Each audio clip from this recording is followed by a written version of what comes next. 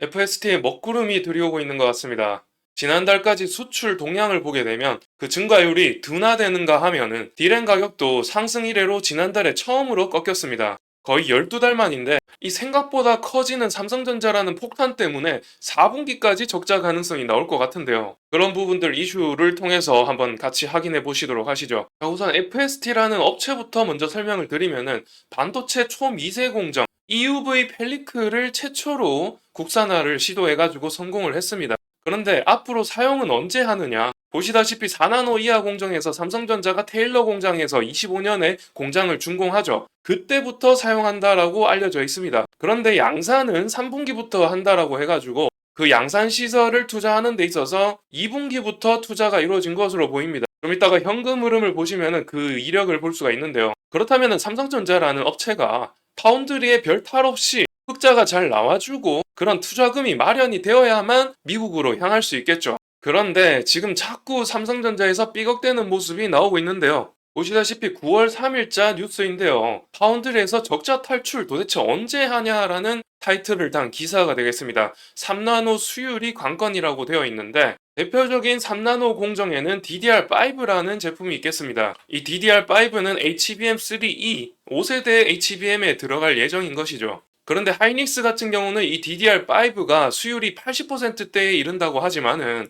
삼성전자 파운드리 세계적으로 뒤처졌다는 건 유명하고요. 그리고 수율이 거의 60% 정도 나온다라고 알려져 있습니다. 일각에서는 40% 얘기도 나오고 있고요. 그렇다고 한다면은 나머지 40에서 60%는 불량이란 소리고 그게 다 수익성과 연관되어서 버려야 되는 제품이 되죠. 그러면 다 손실로 잡힐 수밖에 없는 거죠. 그리고 가뜩이나 엔비디아에 공급하려고 공급 단가도 낮추고 있는 판국에 그렇게 수율이 나오지 않는다라고 한다면은 손해가 막심해질 수 있다라는 뜻이 되겠죠. 이렇게 계속해서 파운드리에서 죽을 쓰고 있으면은 결국 파운드리 증설 얘기가 지난 23년처럼 그냥 쏙 들어갈 수 있다라고 볼 수가 있죠. 25년에 미국 공장을 짓는 데에 있어서는 미국에서 8조 정도의 보조금을 지급받는다고 하지만은 국내에서 평택 4공장, 5공장 확장을 한다고 하는데 파운드리에서 이렇게 적자를 계속해서 낸다고 한다면은 아무래도 그 일정이 점점 미뤄질 수 있다라는 계산을 할 수가 있습니다. 그리고 계속해서 삼성전자가 점점 폭탄이 커진다라고 말씀드렸는데 어떤 부분이냐면은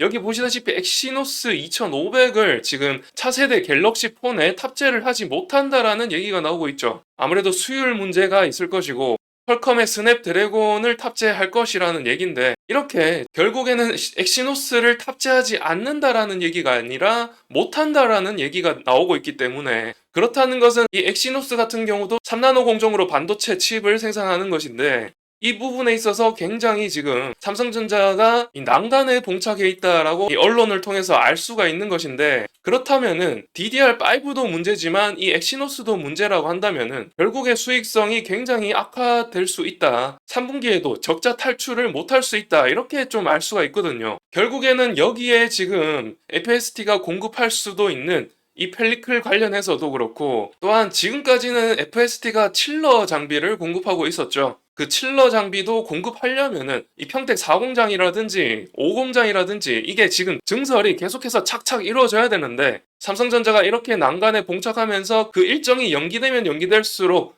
FST 수익성이 나빠질 수 있다라는 말씀 드리는 거죠.